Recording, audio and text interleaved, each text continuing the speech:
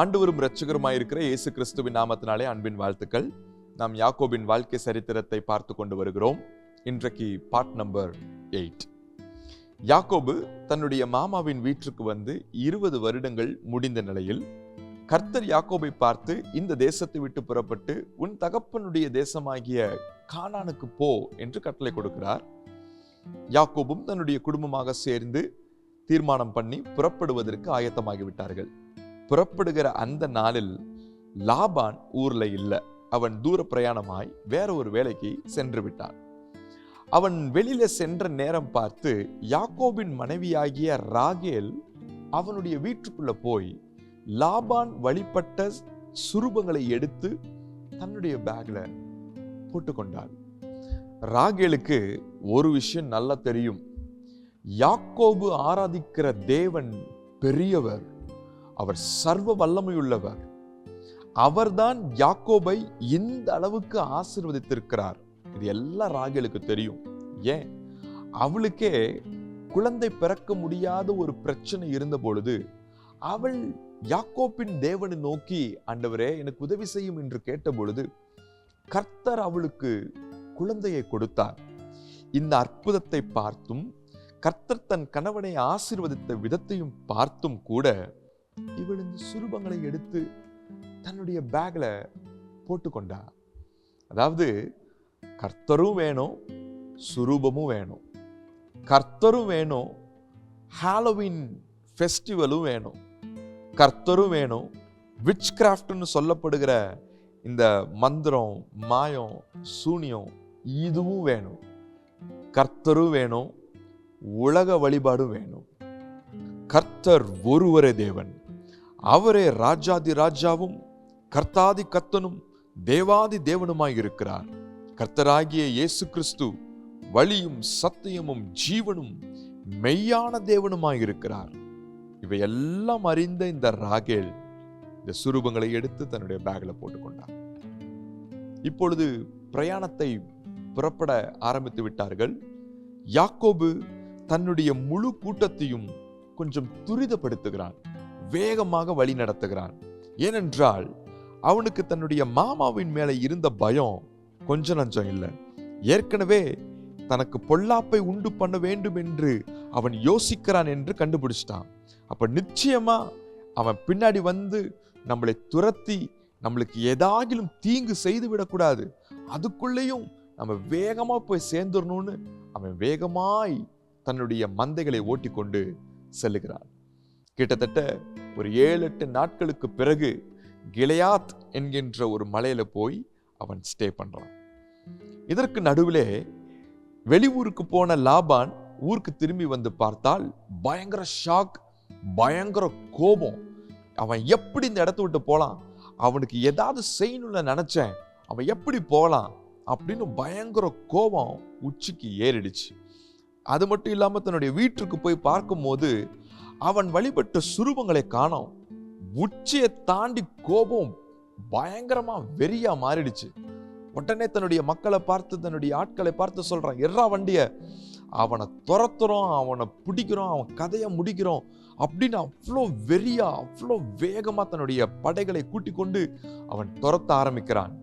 ஒரு 7 நாள் டிராவலுக்கு பின்பதாக லாபான் யாக்கோபு இருக்கிற இடத்தை கண்டுபிடித்து விட்டான். காலையில எழுந்த உடனே உன் கதையை முடிக்கிறேன்னு சொல்லிட்டு அன்றைய இரவு அவன் தூங்கினான். தூங்கும் பொழுது யாக்கோப்பின் தேவனாகிய கர்த்தர் லாபானின் சொப்பனத்திலே தோன்றி ஒரு காரியத்தை சொன்னார். அதை நான் வாசிக்கிறேன். ஆதியாகமம் 31 அதிகாரம் 24வது வசனம். அன்று ராத்திரி தேவன் சீரிய தேசத்தானாகிய லாபானுக்கு சொப்பனத்தில் தோன்றி, நீ யாக்கோபோடே நன்மையே அன்றி தீமை ஒன்றும் பேசாதபடிக்கு எச்சரிக்கையாயிரு என்றார். கர்த்தர் அவன் இருதயத்தை கிரஷ் பண்ணிட்டார். எச்சரிக்கையாயிருன்னு சொல்லி அவனை நடுநடுங்க வைத்து விட்டார். காலையில எழுந்தான், யாக்கோபை சந்திப்பதற்காக யாக்கோபின் பக்கத்திலே போய் நின்றான். யாக்கோபை பார்த்த உடனே லாபான், ஏன் திருட்டளவாய் எல்லாத்தையும் கூட்டிட்டு இழுத்துட்டு வந்துட்ட, நீ சொல்லியிருந்தா மேலதாளத்தோட உன்னை ரொம்ப சூப்பரா உன்னை நான் சென்ட் ஆஃப் பண்ணியிருப்பேனே, ஏன் இப்படி பண்ண? ஏதோ என் பிள்ளைகளை யுத்தத்துல அடிமைகளை இழுத்துட்டு வர மாதிரி இழுத்துட்டு வந்திருக்கிற. பார், நான் உனக்கு பொல்லாப்பு செய்ய வந்தேன். உன்னை பொல்லாப்பு செய்து உன் கூட்டத்தை அழிக்கிறதுக்கு எனக்கு வல்லமையும் இருக்கு. ஆனா நேற்று இரவு உன் தேவனாகிய கர்த்தர் என் சொப்பனத்துல தோன்றி உன்கிட்ட நன்மையை அன்றி தீமையை பேசக்கூடாதுன்னு சொல்லியிருக்கிறதுனால நான் உன்னை எதுவும் நான் செய்யாம இருக்கிறேன் அப்படின்னு சொல்றான். அதற்கு யாக்கோபு சொல்றான், நீங்க ஏதோ என்னுடைய மனைவிகளை பிள்ளைகளை பலவந்தமா பிடிச்சு வச்சுக்குவீங்களோன்னு நான் பயந்ததுனால உங்ககிட்ட நான் சொல்லாம வந்தேன். மற்றபடி நான் உங்களை ஏமாத்தணும், திருட்டளவா கொண்டுட்டு வரணும்ன்ற எண்ணம் எனக்கு இல்லை யாக்கோபு சொல்றான். லாபான் சொல்றான், சரி அதெல்லாம் இருக்கட்டும், எதுக்கு என்னுடைய சுரூபங்களை தெய்வங்களை எதுக்கு திருடிட்டு வந்த அப்படின்றான். யாக்கோபுக்கு ரொம்ப கோபம் வந்துருச்சு. அதை செய்ய வேண்டும் என்ற அவசியம் எனக்கு இல்லை. நீங்கள் போய் என்னுடைய எல்லா இடத்திலும் கூடாரத்திலும் தேடி பாருங்கள். ஒருவேளை நீங்கள் அதை கண்டுபிடித்தால் யார் அதை வைத்திருக்கிறானோ அவனை கொன்று போடுங்கள். அது மட்டும் இல்ல, போய் என்னுடைய ஆடு மாடுகள் ஒட்டகங்கள் கழுதைகள் எல்லாத்தையும் தேடி பாருங்க. ஏதாகிலும் உங்களுடைய பொருள் உங்களுடைய ஆடு ஏதாவது இருக்குதான்னு செக் பண்ணுங்க. அப்படி இருந்துச்சுன்னா கொண்டு வந்து இங்க நிறுத்துங்க அப்படின்னு சொல்றான். உடனே லாபான் ஒவ்வொரு இடமா போய் தேடுறான், ஒவ்வொரு கூடாரமா தேடுறான், ஒவ்வொரு மந்தையா தேடுறான். ராகேல் எடுத்து வச்சது யாருக்குமே தெரியாது. ராகேல் அந்த கூடாரத்திற்குள்ள போய் அந்த சுரூபங்களை எடுத்து அதன் மேல ஒரு பொருள் வைத்து அதன் மேல உட்கார்ந்து கொண்டாள். லாபான் அவளுடைய இடத்திற்கு போய் தேடும் பொழுது இந்த ராகேல் சொல்றா, டாடி ஐம் சாரி, நான் உட்கார்ந்து இருக்கிறேன், தப்பா நினைச்சுக்காதீங்க, எனக்கு இன்னைக்கு பீரியட்ஸ், ஸோ என்னால் எந்திரிக்க முடியல அப்படின்ற. பரவாயில்லம்மா, ஓகே ஓகே, நோ ப்ராப்ளம், நீ உட்கார்ந்துக்கோ அப்படின்னு சொல்லிட்டு அவனால் அதை கண்டுபிடிக்க முடியாமல் ஏமாற்றத்தோடு யாக்கோபு கிட்ட வந்து நிற்கிறான். யாக்கோபுக்கு இப்ப கேட்கிறான், என்ன எல்லாம் தேடி பார்த்தீங்களா, எல்லாம் தடவி பார்த்தீங்களா, ஏதாச்சும் கிடைச்சிச்சா, உங்க பொருள் ஏதாச்சும் இருந்துச்சா, இத்தனை வருஷமா நீங்க என்னை எவ்வளவு ஏமாற்றினீர்கள் என்று உங்களுக்கும் தெரியும், எனக்கும் தெரியும், நான் ஆராதிக்கிற என் கர்த்தருக்கும் தெரியும். ஆனால் அதற்கு நடுவே உமக்கு நான் எந்த அளவுக்கு உண்மையா இருந்தேன், நான் நீதியா இருந்தேன், எவ்வளவு கடினமா நான் உழைத்தேன் என்று எனக்கு நல்லா தெரியும். அது என் தேவனுக்கும் தெரியும். அதனாலதான் என்னுடைய சிறுமையை பார்த்து நேற்று இரவு உங்களுடைய சொப்பனத்திலே என் கர்த்தர் தோன்றி உங்களை மிரட்டினார், உங்களை எச்சரித்தார் அப்படின்னு சொல்றான். இவையெல்லாம் கேட்ட லாபானுக்கு பயங்கர கோபம். ஆனா ஒன்றுமே செய்ய முடியல. அவன் யாக்கோபை அழிக்கணும்னு நினைச்சு வந்தான். ஆனால் தேவன் அவனை தடுத்து நிறுத்தி விட்டார். If God is with us, who can stand against us? லாபானால் ஒன்றும் செய்ய முடியவில்லை என்று அவன் அறிந்து கடைசியாக ஒரு விஷயத்தை சொன்னான். எனக்கு ஒரு ப்ராமிஸ் பண்ணி கொடு, என் பிள்ளைங்களை தவிர நான் வேற யாரையும் திருமணம் பண்ண மாட்டேன், என் பிள்ளைகளை பத்திரமா பார்த்துக்குவேன்னு எனக்கு ப்ராமிஸ் பண்ணுன்னு சொல்றான்.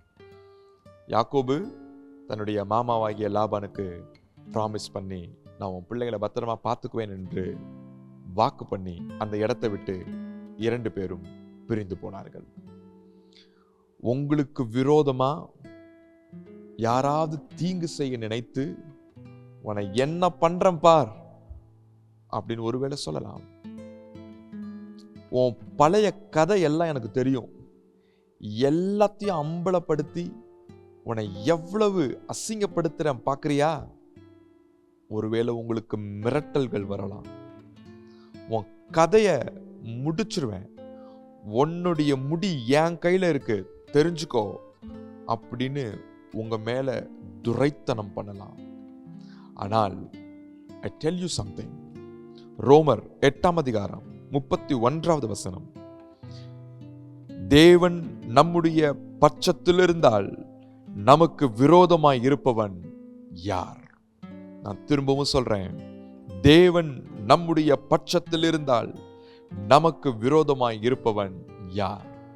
நீங்கள் தேவனை சார்ந்து கொண்டால் கர்த்தராகிய இயேசு கிறிஸ்துவின் மேல் விசுவாசமாயிருந்தால் அவர் உங்களுக்காக யுத்தம் செய்வார். உங்களுக்கு விரோதமாய் இருக்கிறவர்களை, உங்களுக்கு எதிராய் வருகிறவர்களை தடை செய்வார். நம்மளுடைய தேவன் சர்வ வல்லமையுள்ள தேவன். அவர் உங்களுக்கு நிச்சயம் பாதுகாப்பாய் இருந்து, அரணாக, கோட்டையாக இருந்து உங்களை வழி நடத்துவார். உங்களை அழிக்க வேண்டும் என்று நினைக்கிற எல்லாருக்கும் முன்பதாக உங்களை வாழ வைப்பார். God bless you. Amen.